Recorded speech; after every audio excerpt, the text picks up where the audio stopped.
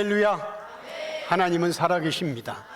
살아계신 하나님이 오늘 또 우리와 함께 하시고 임재하시고 우리의 생각을 주관하시고 우리의 마음을 주관하시고 깨닫게 역사해 주십니다.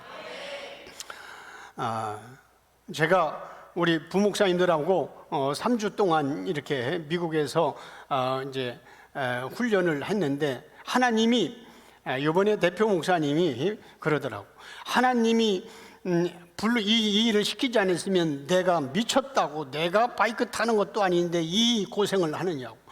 그래서 바이크 5대하고 이제 SUV 4대하고 그래서 이제 사막으로 들어가서 그렇게 해서 같이 소통하게 하면서 같이 팀워크를 짜고 같이 기도하고 같이 은혜를 나누고 그렇게 하는데, 이제 우리가 모하비 사막도 지나가고 베스델리도 갔고 또 한겨울이 눈 오는 데도 갔어요. 그래서 거기서는 백두산보다 더 높은 곳에서 2300m에서 이제 숙박을 하고, 이게 너무 높으니까 호흡도 곤란하고 코에서 피가 계속 흐르는 거예요. 막 코 풀면 피가 나오고 다 전체 다 너무 높으니까 거기서 이제 잠을 자고 우리가 3000m 높이를 이제 넘으려고 하는데 이제 눈이 온 겁니다, 거기에. 그래서 우리 선발대가 가서 보니까 눈이 와서 아무래도 못 갈 것 같다. 그렇게 해서 고민하다가 그러면 눈 녹으면 가자 이렇게 하다가 결국은 우회로 가자. 그렇게 해서 우회를 가는데도 또 눈이 엄청나게 와서 그 눈 맞으면서 이제 또 같이 가기도 했습니다. 아마 그쪽으로 끝까지 고집 부렸으면 우리가 시체를 이제 비행기에다 싣고 왔을 것이라고 생각을 하는데, 마침 우리가 넘어가려고 했던 그 코스의 반대편에서 세계관교육 지금 45명이 참석하는 사람들이 거기를 넘어왔는데, 그 사람들이 찍은 눈에 거기 탄 사람들 말 들어왔더니 눈이 너무 많아서 언덕에서 버스가 밀리고 지그재그가고 그래서 너무 가슴이 조였다고 이렇게 하는데, 우리가 거기를 가야 되는데 거기를 안 간 거였어요. 그래서 이제 그날 저녁에 우리가 만나서 서로 식사를 하고 대화하는데, 그때 왜냐하면 거기를 왜 넘어가야 되냐면 거기가 최고의 3000m 해발이고 구비구비하는 데다가 경치가 또 아주 환상적이랍니다. 그래서 이제 가려고 했었는데 하나님이, 그래서 처음에는 하나님이 미국 여기 어렵게 왔는데 왜 눈을 하필이면 오늘 좀 내리냐, 또 우리가 하나님 해도 너무한다 이렇게 불평 아닌 불평도 했는데, 오늘 본문에 보니까 그런 내용들입니다. 예수님이 바다 건너편으로 가기 위해서 배에 오르는데 제자들도 함께 있었습니다.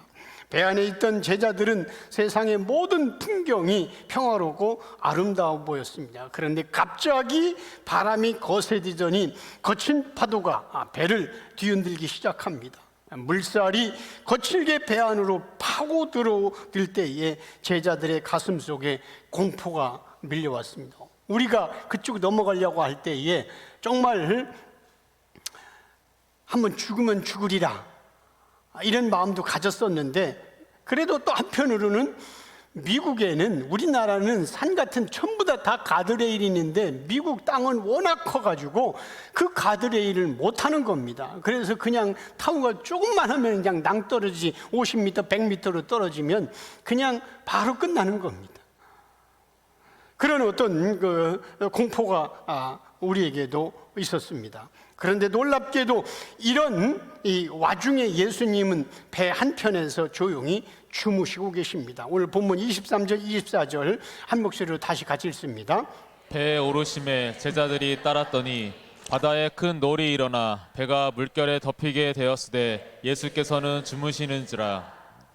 제자들은 아주 황당한 표정을 하면서 주무시는 예수님을 보고 정말 놀랐습니다. 어떻게? 아니, 배가 뒤집힐 것 같은 이 어마어마한 풍랑 속에서 우리 선생님이 저렇게 편히 주무실까? 제자들은 허둥지둥 예수님을 깨우며 외칩니다. 주님, 우리가 죽게 되었으니 어떻게 좀 손 좀 써봐 주세요. 여러분들도 가끔씩 이 제자들과 비슷한 처지에 놓일 때가 있을 뿐만 아니라 이 제자들처럼 우리도 두려움으로 한탄할 때가 한두 번이 아닙니다. 내 인생이 이렇게 꼬이고 내 인생이 이렇게 어려움이 찾아왔는데 예수님, 내가 예수님을 믿는데 도대체 왜 잠잠하실까?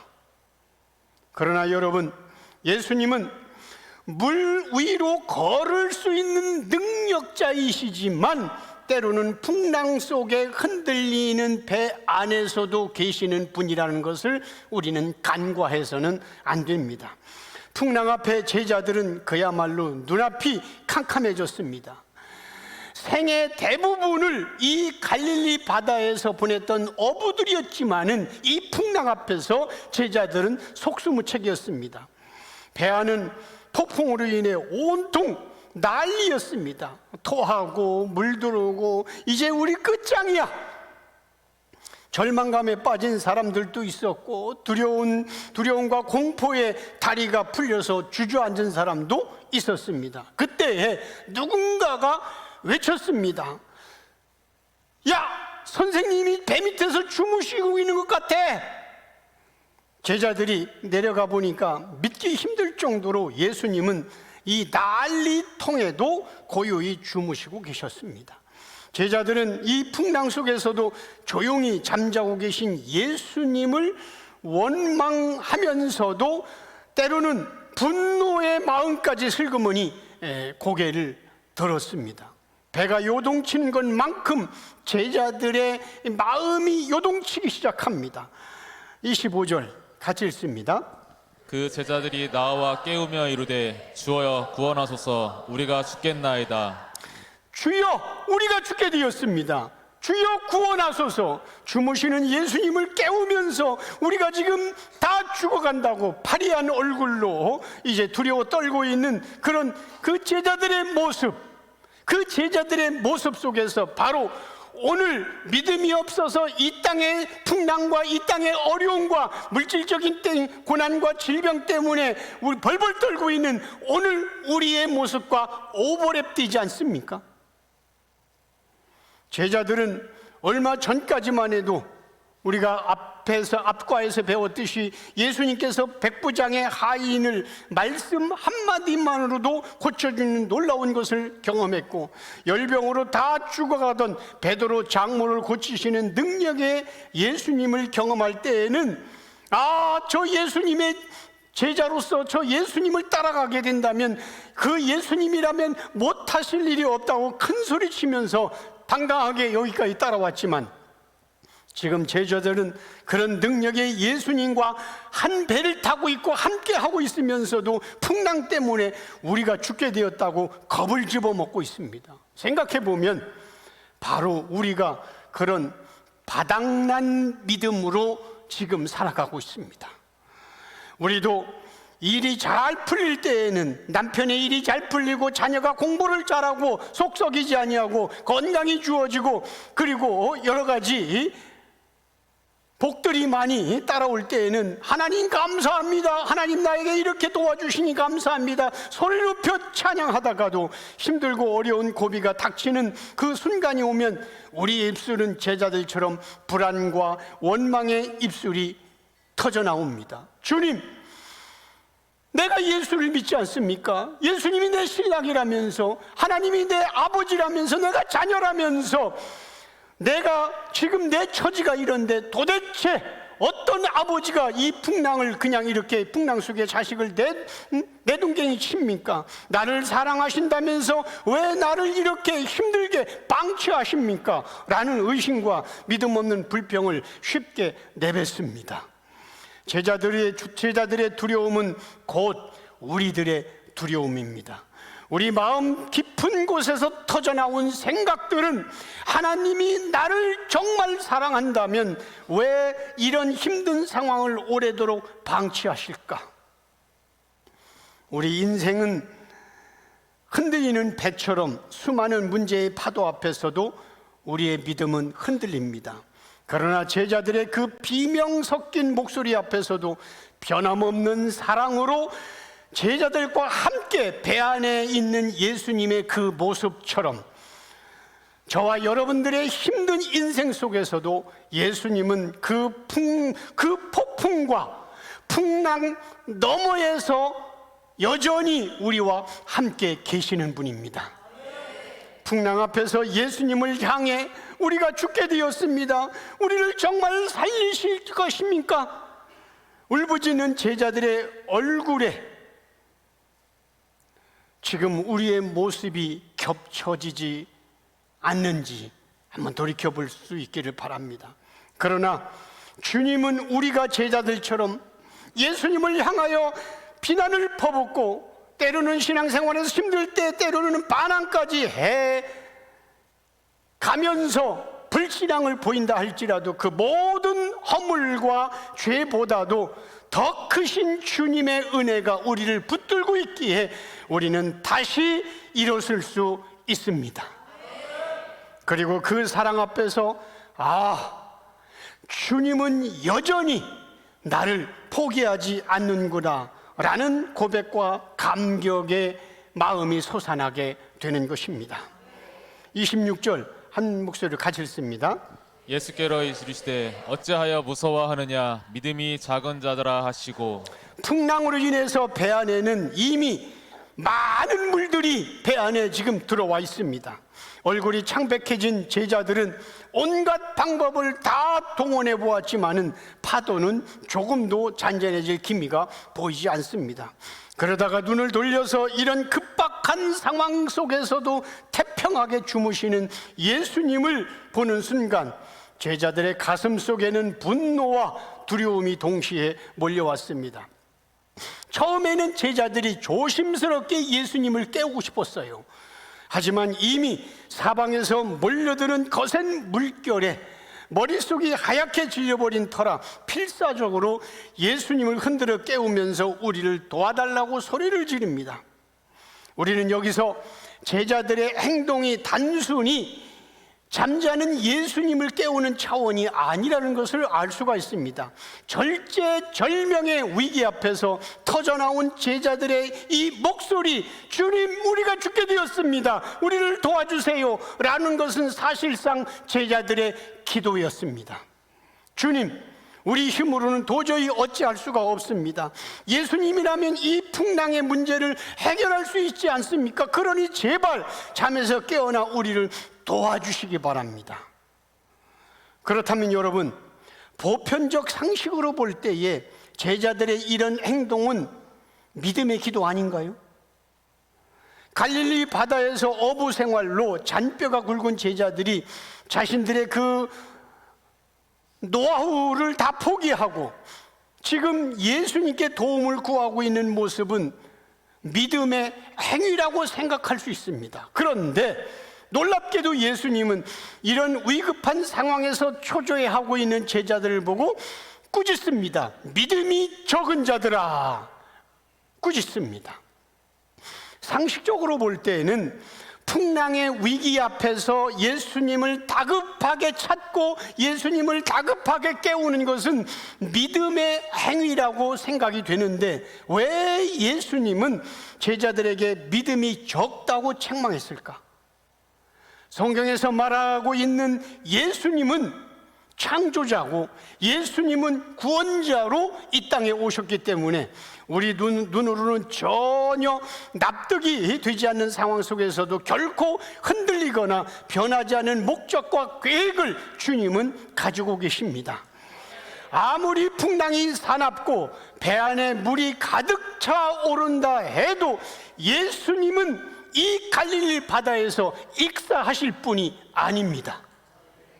예수님은 이 땅에 오실 때부터 이 땅에 내려오실 때부터 골고다 언덕에서 치르셔야 할 십자가의 때를 바라보고 지금 달려가고 있고 걷고 있는 분이기 때문입니다. 그러므로 이 엄청난 풍랑은 예수님의 그런 구원의 사역을 중단시키지 못하는 것입니다. 문제는 우리가 그런 예수님의 놀라운 계획과 일하심을 보지 못하고 내 앞에 당장 닥치는 풍랑 앞에 벌벌 떤다는 것입니다. 그러기에 제자들은 죽을지언정 주님을 버리지 않겠다고 큰 소리 쳐놓고도 막상 눈앞에 펼쳐지는 풍랑 앞에서 곧바로 두려움과 원망으로 돌변하게 되는 것입니다. 그렇다면 오늘 우리는 제자들과 다른 훌륭한 믿음을 소유하고 있는 것일까? 우리도 평소에는 찬양하잖아요. 주님 영광 받으소서, 주님 큰 영광 받으소서 찬양하다가도 인생의 배가 흔들리기 시작하면 어느새 주님 왜 이 위기를 방치하십니까? 따지기 시작합니다. 삿대질을 합니다. 제자들처럼 문제를 만나면 문제 해결을 위해서 간절히 기도하면 된다고 생각하지만, 그러나 분명한 것은 기도하는 열심보다 예수님의 주권과 예수님의 섭리를 믿고 받아들이는 마음인 것입니다. 예수님을 열심히 깨우면 된다는 생각으로 우리도 힘들고 어려울 때에 하나님 앞에 간절히 기도하지만, 그런 신앙은 결국 구원의 주체자가 예수님이 아니라 내가 된다는 율법 신앙으로 빠지는 순간이 되는 겁니다. 왜냐하면 내가 인생의 풍랑을 만났을 때 내가 금식기도 하고 내가 새벽기도 하고 내가 철야기도 하고 내가 40일 기도를 내가 열심히 기도했기 때문에 응답이 왔다고 생각하는 그 순간, 그런 나의 열심이 문제를 해결했다는 착각으로 결국은 해결의 열쇠가 예수님이 아니라 나의 간절한 기도로 탈바꿈하기 때문입니다. 이 시대 오늘날 많은 교회들이 그러잖아요. 목사들이 문제 있으면 하나님 앞에 새벽에 엎드리십시오. 문제 있으면 하나님 앞에 이제 금식기도 하십시오. 그래서 밥만 먹으면 금식기도하고 그렇게 기도하면서 해결되면 봐라 내가 이렇게 40일 기도하니까 응답받지 않느냐. 그것은 응답의 초점이 아니라 내가 40일 했으니까 내가 했으니까 결국은 구원의 주체자는 예수님이 아니라 그렇게 밀고 나가고 기도했던 내가 주체자가 되는 율법 신앙이 되는 겁니다. 제자들은 그동안 예수님 옆에 붙어 다녔지만은 정작 예수님이 누군지 온전히 깨닫지 못했습니다. 배 안에는 창조자요 구원자가 함께 있었지만 풍랑과 마주할 때 제자들 시야에는 예수님보다 거친 파도가 훨씬 더 크고 무섭게 보였기 때문인 것입니다. 예수님이 함께 계신데 뭐가 걱정이야? 라는 믿음과 고백 대신에 도대체 예수님은 이 풍랑 속에서 왜 한가하게 잠만 자고 있는 거야? 라는 의심 어린 빛으로 예수님을 재촉했습니다. 이것은 마치 뭐와 같으냐면 어린 아기가 아침 식사 시간마다 의심의 눈으로 정말 엄마가 내 밥을 챙겨줄까? 라는 의심으로 아침마다 울먹이는 모습과도 같습니다. 엄마가 매일 아침 밥상 차려주는 경험을 수없이 했으면서도 아침만 되면 또다시 밥 주세요 하고 두려워 떠는 아이와 같은 겁니다. 배 안에는 분명히 창조주이신 예수님이 함께 계신데도 마치 잠에서 깨어나야만, 주무시는 데서 깨어나야만 도와줄 수 있는 분으로 인식하고 있는 것입니다. 예수님은 영원한 지옥에 떨어질 죄인을 구원하러 이 땅에 오셨기에 갈릴리 바다에서 이 풍랑에서 허무하게 익사할 뿐이 아니십니다. 하나님의 구원 계획은 결코 이 풍랑과 파도 따위에 휩쓸려 가지 않습니다. 주님이 곁에 있다면 아무리 무서운 바람이 몰아쳐도 제자들은 이미 안전한 주님 품 안에 안겨 있는 것입니다. 그럼에도 제자들은 믿음이 작고 담대한 그 믿음이 없어서 예수님을 깨우느라고 정신이 없습니다. 여러분, 믿음이 적은 자라는 얘기는 믿음이 있다는 뜻이 아닙니다. 성경에 보면 세례 요한을 대해서 천국에서 이 땅에서 가장 큰 사람도 작은 사람도 천국에서 가장 큰 사람이라고 있잖아요. 성경에서는 작은 것 그리고 부족한 것, 이것은 전부 다 구원의 미달입니다. 하나님은 전능하기 때문에, 그래서 하나님은 신의 속성상 차선이 아니라 최선으로 우리를 이끌고 가시는 분입니다. 여러분, 아빠가 유치원 다니는 어린아이를 차선으로 이끌겠습니까? 아니에요. 아빠가 유치원 다니는 어린아이를 아빠 입장에서는 최선을 이끌지 차선으로 이끌지 않습니다. 하나님은, 예수님은 전지전능하신 분이고 신이시기 때문에, 무에서 유를 창조하고 죽은 자를 살리시는 분이기 때문에, 그분은 우리의 아버지시고 우리는 그의 자녀이기 때문에, 하나님은 신의 속성상 우리를, 당신의 자녀들을 차선으로 이끌지 않고 최선으로 이끄시는 분이란 말입니다. 그렇다면 지금 현재의 이 풍랑도 주님이 최선으로 이끌고 있는 것입니다. 문제는 이것이 왜 최선인지 알지 못하기 때문에 그렇습니다. 어린아이가 감기가 지금 심한데 이제 다른 옆에 있는 아이들이 아이스크림을 먹으니까 그 아이스크림을 사달라고 할 때 아빠가 사주지 않을 때, 이 아이로 볼 때는 나를 최선으로 이끌지 않는구나, 왜 쟤는 저렇게 맛있게 아이스크림 먹는데 나는 아이스크림 못 먹는가, 우리 아빠는 최선이 아니야, 나를 차선으로 해, 이렇게 생각할 수 있습니다. 그러나 아빠는 그에게 아이스크림을 먹으면 감기가 더 심하기 때문에 못 먹게 하는 겁니다. 그러므로 아빠는 그 애를 지금 못 먹게 하는, 아이스크림을 못 먹고 싶지만 못 먹게 하는 것은 최선으로 이끌지만, 아이 입장에서는 그걸 먹고 싶은데 못 먹게 하니까 차선으로 아빠가 나를 대한다고 생각하는 그 생각과 똑같은 겁니다. 다시 한번 말씀드립니다. 여러분들이 하나님의 자녀라면 지금 여러분들의 인생의 모든 펼쳐진 것은 하나님의 차선이 아니라 최선입니다.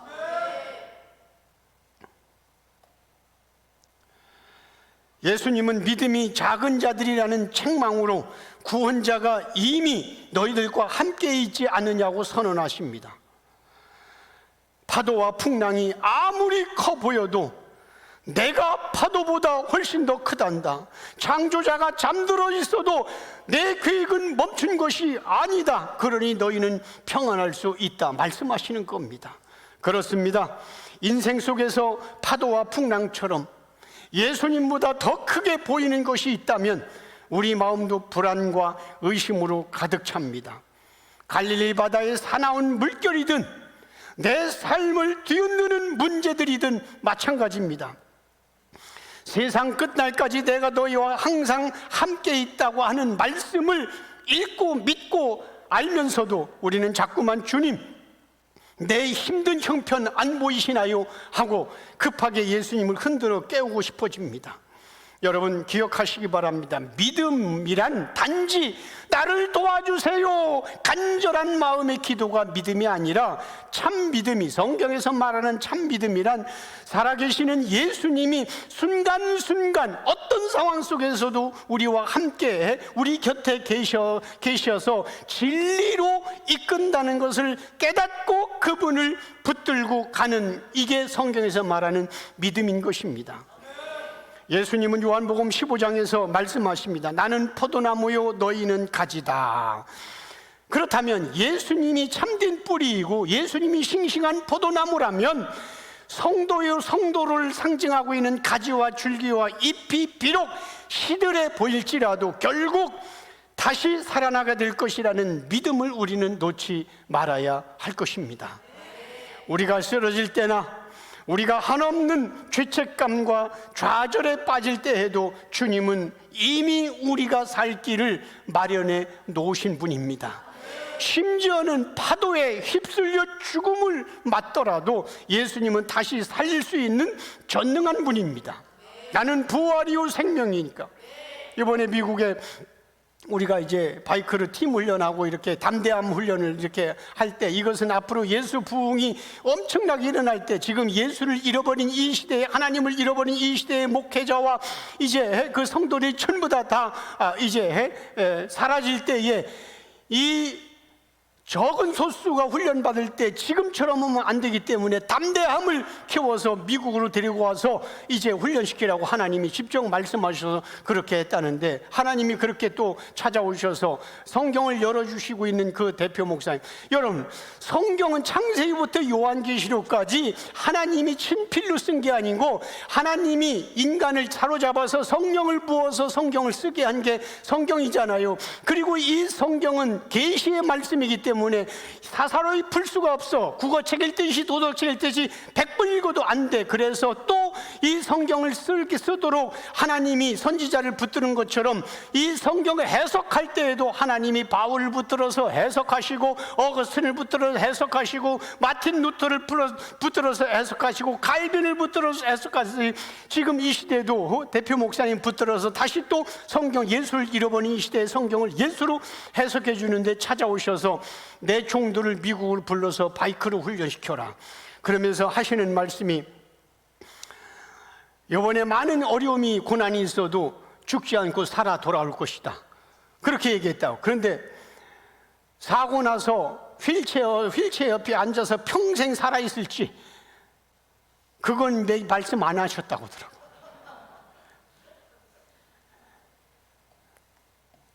그러면서 이제 어쨌든 살아온다는 얘기만 내가 들었다. 그 다음에는 휠체어로 평생 살지 모른다. 그러니까 어쨌든 담대하게 나가라, 그렇게 얘기하더라고요. 그러면서 이제 앞으로 하나님이 이 대한민국을 전 세계에 복음을 위해서 대한민국을 붙들어 쓰실 텐데, 그래서 이제 한류 열풍이 이렇게 나타난 겁니다. 미국에서 옛날에 김밥 먹으면 코 막고 있는, 지금 미국 사람들이 김밥 줄 서고 있잖아요. 이번에도 우리 한인 그 북창동 순두부찌개 거기 갔더니 미국 사람이 바글바글 하는 거예요. 그놈들이 왜 순두부찌개를 먹냐고. 한국 집도 이제 내륙에 들어가서는 햄버거만 먹었지만 없으니까, 한국 사람이 없으니까. 근데 이제 LA 쪽이나 딴 지를 갔을 때는 전부 다 한국 집에 가면 김치 찌개라든가 딴 거 가보면 외국 사람이 바글바글 하는 거예요.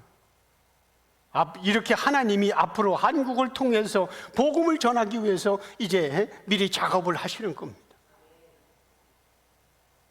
제자들이 그동안 가까이에서 예수님을 지켜보았으면서도 폭풍이 몰아치자 겁에 질려버린 이유는 자신들이 지금 누구와 동행하고 있는지 모르기 때문입니다.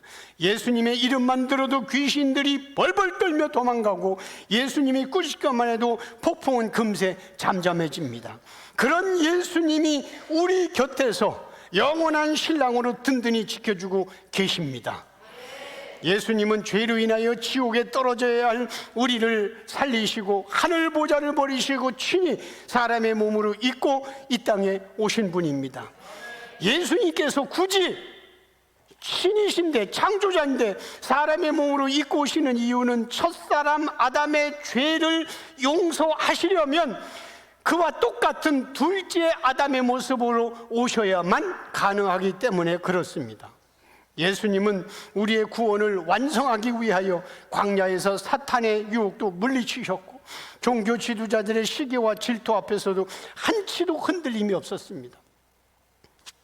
1박 2일 동안 대표 목사님이 오셔가지고 이제 본인이 바이크 타면서 성경을 열어주셨던, 가다가 무릎 꿇고 기도하고 주님 찬양하고 성경을 해석한 걸 그런 길도 가면서 이제 얘기하더라고. 광야, 예수님은 마태복음 4장의 광야에서 40일 금식기도 하고 그렇게 사탄의 유혹을 받았는데, 우리는 이 모압 사막을 달리며 갈 때에 예수님 생각해봐라, 우리는 바이크 타고 달리고 있지 않냐. 이게 너무 감격해서 눈물이 나오는 거예요. 그렇다면 예수님은 우리의 구원을 완성하기 위하여 광야에서 사탄의 유혹을 물리쳤고 종교 지도자들의 그 엄청난 시기와 질투 앞에서도 한치의 오차도 흔들리지 않았습니다. 그렇다면 그런 예수님께서 갈릴리 바다의 풍랑쯤이야 잠재울 수 있을 것 아닙니까? 그럼에도 불구하고 주님은 우리 앞에 풍랑을 어느 정도 그냥 내버려 두는 이유가 뭘까? 풍랑을 처음부터 안 일어나게 할 수 있습니다. 주님은 전능하셔서. 그런데 왜 우리 앞에 그런 전능하신 예수님이 풍랑을 내버려 두실까? 그 이유는 우리 속에 감추어진 두려움과 의심을 드러내서 결국에는 파도보다 더 큰 내가 너희 곁에 있지 않느냐, 어찌 이렇게 작은 믿음을 가지고 있느냐 말씀하시면서 우리에게 예수님을 깊이 경험할 수 있게 만드시기 위함입니다. 우리가 죄를 청산해서가 아니라 우리가 아직 죄인 되었을 때 이미 죄와 사망이라는 최대의 문제를 해결해 주신 예수님이 나머지 크고 작은 풍랑의 문제까지도 친히 감당할 수 있음을 마음 깊이 받아들이는 것, 그것이 주님이 원하시는 참 믿음인 것입니다. 내 아이가 너무 예쁘고 눈에 넣어도 안 아플 정도 예쁘다고 해서 이 아이가 고생하는 거 다 싫어서 학교도 안 보내고 아무것도 안 하고 그냥 오기야 금이야 그렇게 키우기만 하면 그 아이가 나중에 뭘 알겠어요? 마찬가지요. 주님이 왜 우리 인생의 풍랑을 그냥 허락하느냐? 그 풍랑 속에서 예수님의 사랑을 깨닫고 나의 추악함을 깨닫고 그렇게 해서 믿음을 결국은 끄집어내게 하기 위하여 주님은 일시적으로 풍랑을 허락해 주시는 겁니다. 이런 믿음이 없는 사람은 아무리 주여 주여 크게 불러도 제자들처럼 막연한 두려움 속에서 예수님을 부르는 그냥 무당 기도일 뿐인 것입니다. 그러나 믿음의 뿌리가 예수님으로 인식하고 있는 사람은 어떤 시련이 닥쳐도 어떤 풍랑이 눈앞에 펼쳐져도 나와 함께 계시고 있는 예수님을 놓치지 않습니다. 26절 27절 같이 읽습니다. 곧 일어나사 바람과 바다를 꾸짖으시니 아주 잔잔하게 되거늘 그 사람들이 놀랍게 여겨 이르되 이가 어떠한 사람이기에 바람과 바다도 순종하는가 하더라. 조금 전까지만 해도 우리가 죽게 되었는데 주님은 뭐 하시냐고 필사적으로 소리쳤던 제자들이었는데 예수님의 한마디에 풍랑이 고요해지고 잔잔해지자 제자들은 입을 다물게 됩니다. 이런 상황 앞에서 제자들은 자신들의 믿음이 얼마나 보잘것없다는 것을 철저히 깨달았습니다. 제자들은 조금 전까지만 해도 예수님이 자신들과 함께하고 있다는 사실보다는 자신들 눈앞에 펼쳐지고 있는 파도와 풍랑을 더 크게 여겼기 때문인 것입니다.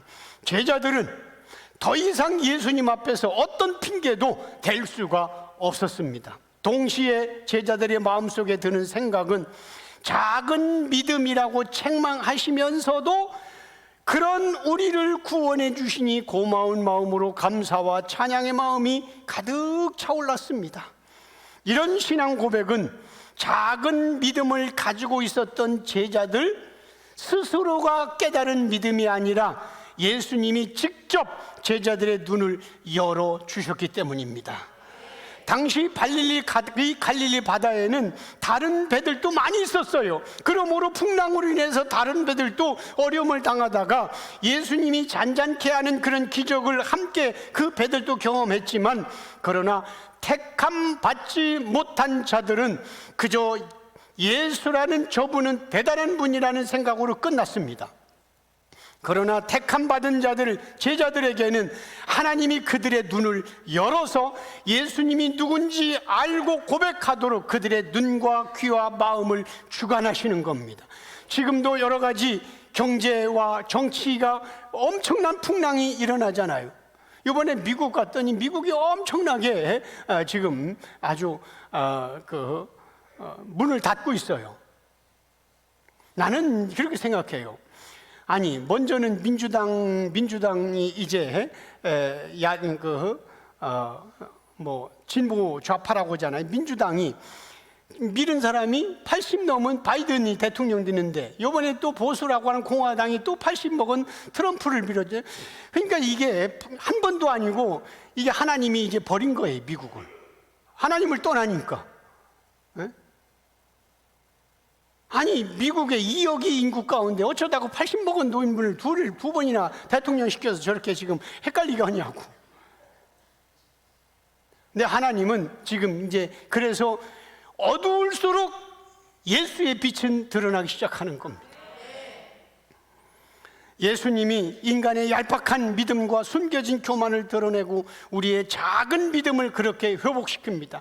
그래서 이제 지금 어렵고 힘들 때에 주님이 어떻게 믿음을 드러내는지 이제 우리는 보게 될 것이고, 이때에 우리 예담교회처럼 오직 기독교도 무당 종교로 끝나고 사람을 높이고 목사를 높이고, 그리고 이제 일반 모든 종교처럼 예수를 이용해서 뭔가 이 땅에 잘 먹고 잘 살려고 하는 이런 무당 종교로 흐르고 있을 때에, 연구소를 통하여 이제 250명의 목사님들은 이제 오직 그런 것들을 전부 다 거부하고 구원자 예수만 높이고 예수만 찬양하고 예수만 드러나고, 담임 목사와 모든 교인들은 다 죄인 중에 괴수라고 고백하는 이것이 이제 온 천하에 드러나면서 하나님이 확대시킬 것입니다.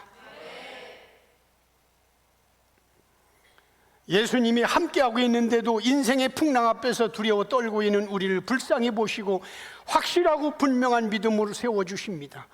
예수님의 사랑은 이렇게 어제나 오늘이나 항상 변함없이 신실하십니다. 우리의 연약함과 부족함을 드러내시면서도 결국에는 그 연약함 위에 예수님의 사랑과 능력을 덧입혀 세워주십니다. 그래서 우리는 인생의 풍랑 앞에서도 이렇게 고백할 수가 있습니다. 주님, 나와 함께 하시니 더 이상 풍랑 앞에 두렵지 않습니다. 주님이 멈추면 저도 멈출 것이고, 주님이 가시면 저도 풍랑 속에라서라도 걷겠습니다. 오늘 또 이렇게 찾아오셔서 이런 진리의 말씀과 은혜를 부어주신 그 예수 그리스도께 감사와 찬양과 영광의 박수를 올려드리겠습니다.